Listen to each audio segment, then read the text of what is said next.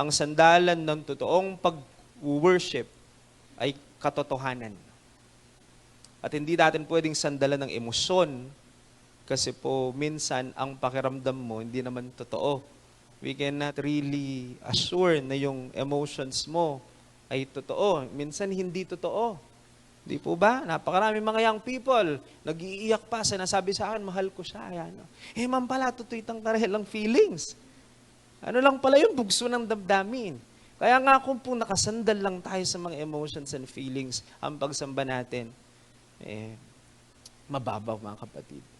Kaya the more we know God, the more we know His words, the more we know the truth, nagiging mas malalim at mas mabigat ang ating pagsamba at pagpupuri, nakasandal siya sa katotohanan kung sino ang Diyos na atin pong sinasamba. Worship is not based on emotion. It is based on knowing who God is. It is one thing po kasi to know God is powerful.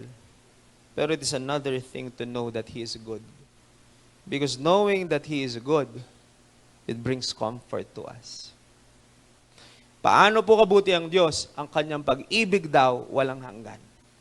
It endures forever. Yan ang sinasabi po ng Bible. It means His love never runs out. Hindi siya katulad ng tao na urong-sulong. Ang tao po urong-sulong pabago-bago sa pag-ibig. Pero ang pag-ibig ng Diyos, di nagmamaliw. Yan ang sabi ng Bible. And His faithfulness never skips a generation.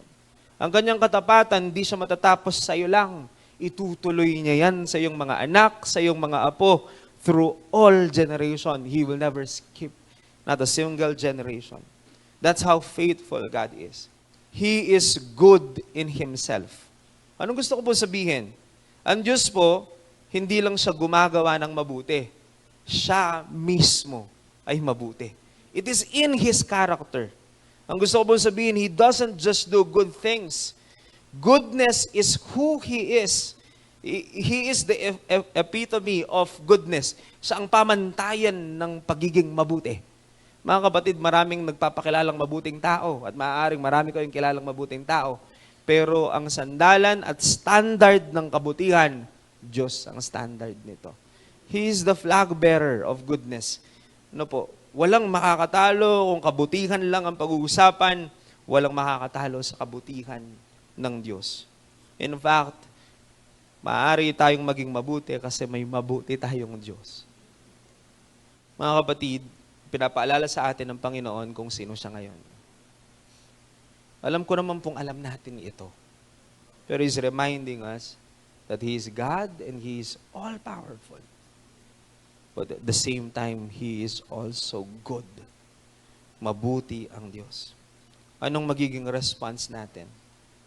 We can respond with a joyful noise, joyful sound, by serving Him, by singing, by thanksgiving, and by praise.